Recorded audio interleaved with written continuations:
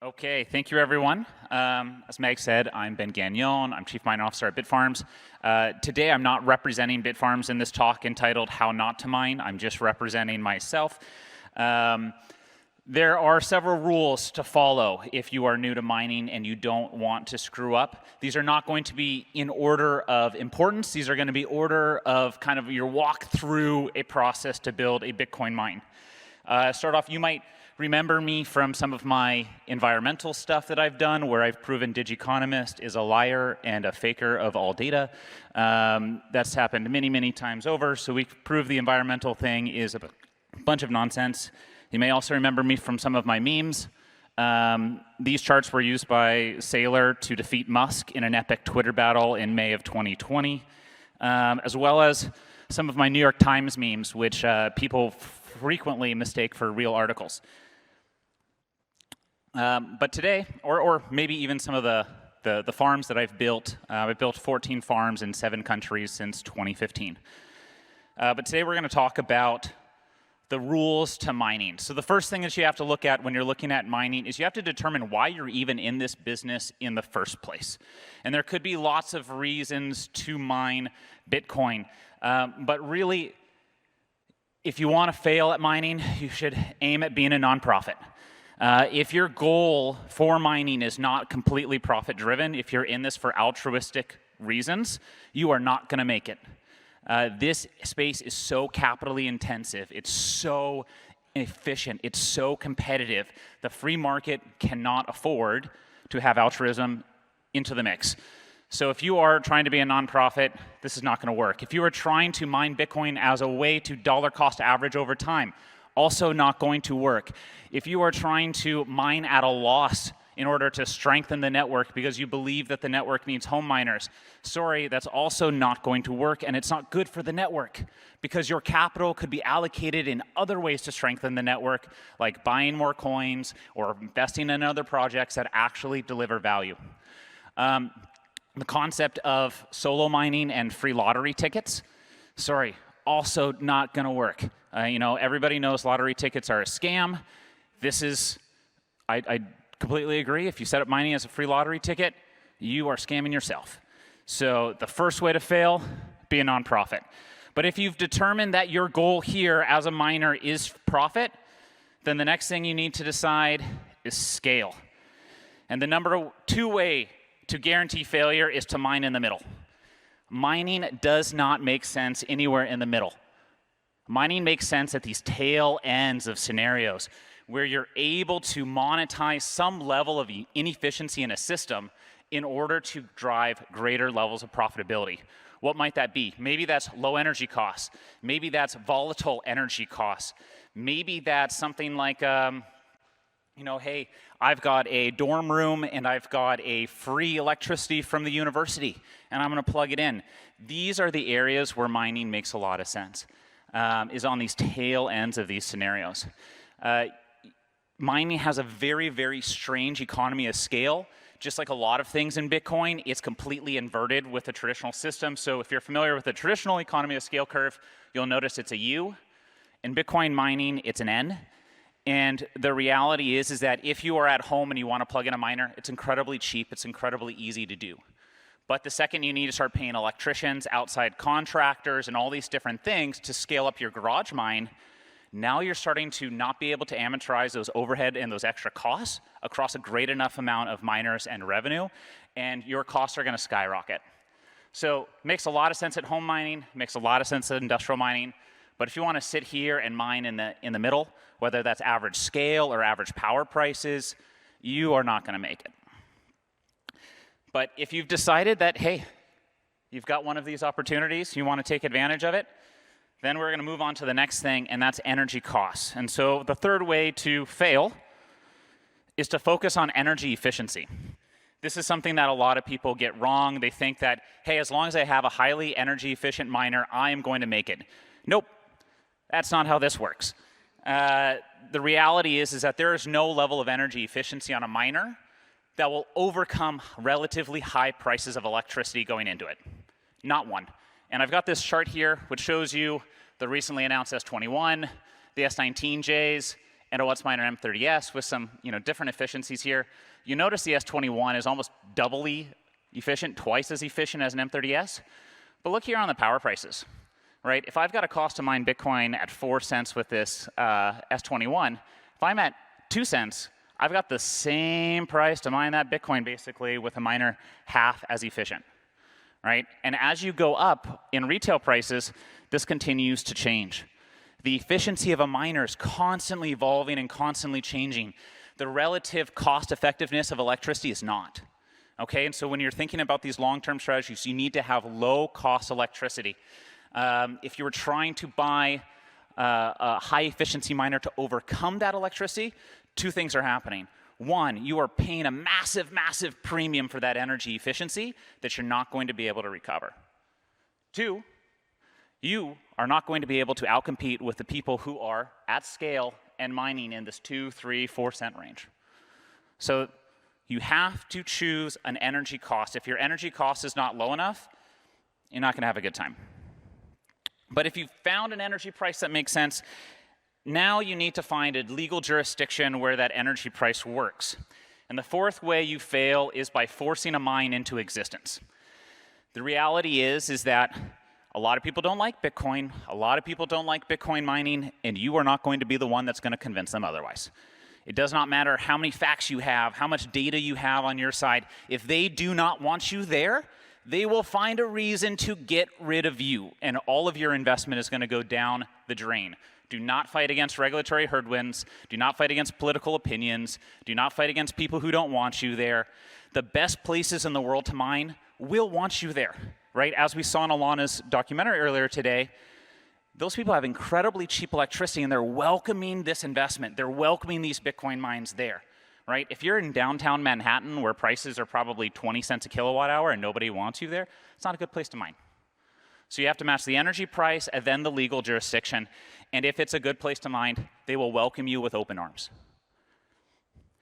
So if you found a legal jurisdiction, the next thing you need to do, and this next one kind of ties in with legal jurisdiction, the next thing you need to do is find a piece of real estate. And the number 5 way to guarantee failure is to make your mine convenient. You do not want to be in a place that's so easy to access because honestly, you're competing with everybody else. You want to go to a place that's so remote that you're not competing with other purchasers for electricity. You're not competing with other people for land, for infrastructure, for job creation, all these different things. You want to go to the places that are remote and less attractive for normal investment, and that's going to get relatively more attractive for Bitcoin mining investment. So the best miners don't seek any additional competition because every bit of competition raises your prices and makes you less competitive with the Bitcoin network that's happening globally. But now if we found our piece of real estate, the next thing that we need to do is we need to design the facility. And the 6th way you fail is designing the perfect mine for the time. You do not want to design a mine that's perfectly made for your miners right now. Often, the simplest mines and the simplest designs are the best. So like in this classic episodes of The Simpsons where Martin can build a functional nuclear power plant at tiny scale, the best winning design is the one that just added racing stripes onto the outside of the cooling stacks. And there are several reasons for that. One is a lot with cost. But 2, you need to think about your mine as a long-term investment. If you're designing for the miners at the current moment, in 2 years, you're going to have to spend all this money to retrofit and upgrade your facility. Energy density continues to advance, and the size and the form factor of the miners change. You know, what was the standard shoebox form factor of an S9 is now a dual tube unit.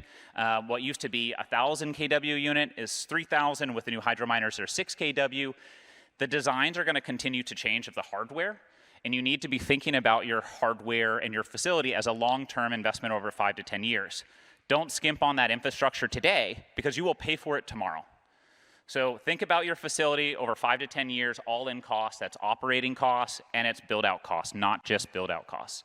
If you are, trying to maximize the space density and stuff by, making your walls, like V-shaped and waves and that sort of thing, like these are designs that make sense right now, but you're going to pay to fix those later. Okay, so now we've designed the right facility. The next thing we need to do is start construction and choosing materials. The next one might seem like an obvious one. Don't use flammable materials. A lot of people have designed Bitcoin mines with flammable materials. There's numerous articles that you can see about Bitcoin mines catching on fire. This is electrical equipment that has a ton of electricity and a ton of heat output. Accidents will happen from time to time, especially when you operate at scale, okay? And any well-designed farm has so much ventilation through it, you're never gonna be able to choke off the oxygen to the fire. So don't use flammable materials, guaranteed way that you're gonna have failure. Design your facility in a way that you've got space breaks, right? So that if something does catch fire, you're not gonna lose all your facility, right? A good mine that's well designed will recover from an accident. A bad mine will never. Okay, so now we've designed it, we've started constructing, we need to start doing electrical. The 8th rule to failure, and this is one of the bigger ones, trust local electricians. Local electricians have never done what you're trying to do, guaranteed. And to be honest, the projects that they're used to working on, just not the same scale or sophistication. So if they say, hey, yeah, trust me, this will work, honestly, it probably won't work. I've had, in China, we've had electricians who literally slept on plugged-in electric drills as pillows. If somebody kicked it or moved it or whatever, it's gonna start spinning up in their hair, it's gonna cause a lot of problems. We've had people who don't balance phases. So electricians who say, oh, no, it'll be fine. No, you need to, if you have 3-phase power, you need to balance your phases. All these miners are consuming on 3 different phases. If one goes off, the other 2 are overloaded. You need to design your electrical infrastructure very efficiently. And local electricians will not know how to do this. So you need to take this in-house, or you need to find a company that will help you be able to do that. The next thing is, now that you've got your electricity, we need to start working on the network. And it's really easy to forget about the network. People think any internet connection will do. People think that we just plug and play and we'll fix it later. That is not a good way to mine. And a lot of people will use DHCP. And this is mind-blowing. No other data center in the world will use DHCP for their servers. Because the IP address is like a GPS coordination in your facility. And you need to be integrating that IP address so that you can manage your facility properly. If you're trying to do all of this after the fact, you're going to incur significantly greater costs, and you're going to have significantly greater downtime and longer response times to your hardware. You need to make sure that you manage this network properly and properly invest in your network. Any downtime in your network is revenue you don't make and energy costs you still consume. So all right, so now we've got the network set up. Now we need to buy some miners. And the 10th way to fail is to buy a killer deal. Miners are a commodity. There's no reason for a miner to sell you a miner that has a certain value in the market at a steep discount. Why are they doing that? Why are they doing that? Because there's a fair market value. These are a piece of equipment that are incredibly liquid. There are no killer deals. If you are buying into a killer deal, like let's say a new miner manufacturer, let's say HIVE comes out with a new miner, and they're offering that same miner for 50% off what Bitmain's offering you. There's a reason why they're offering you that same miner for 50% off, because you're going to pay for it in other ways. You're going to pay for it downtime, you're going to pay for it in dead on arrival deliveries, you're going to pay for it in delays in your delivery schedule. In an efficient commodity market like Bitcoin and Bitcoin miners, which is one of the freest markets in the world, there are no killer deals. If there is a deal, there could be discounts, there could be timing discounts, whatever, but there are no killer deals. And if you are buying a killer deal, you're going to pay for it in some other way. So the best miners are going to seek to minimize their risk in hardware purchases as much as possible and prioritize that payback. If you are buying incredibly expensive miners, not going to make it. All right, but now we've got our miner. Now we need to configure that miner. This is a really simple one, but even pubcos still make this mistake. Using generic miner names. I have here a screenshot from Foundry with 2 miners that are named properly and a bunch of miners that are named improperly. This is a very common practice. See here, I know exactly what model I'm running, an M31S, and I know exactly what facility it's in, facility 107, which is Farnham for us. I know it's in rack 3, and I know it's in spot 20 in the rack. So because of how I've named this miner, I know exactly what it is, I know exactly where it is, and staff can respond to things really quickly. When you name things rack 1, and you've got 65 petahash, or sorry, 6.5 petahash over here, and you got 5.8 petahash in the next rack, I don't know which miners are down. I don't know which miners to fix. And you think this is simple, but I've seen this multiple times at very, very large scale companies. Don't use generic miner names. Okay, you are not going to be able to respond in time, and you're going to have significantly higher failure rates as a result. Okay, so now we've got the mine set up, the miners are configured, we're operating, we're having a good time. What's the 12th rule for fail now that the mine's already set up? Leaving all your eggs in one basket. This is something that is not going to be applicable to everybody right away, right? You can't just set up a mine and immediately scale to a second one and a third one. You can't be jumping around the world on planes and business class and affording to do that, if you're just getting started up. But the best miners really take a portfolio management approach.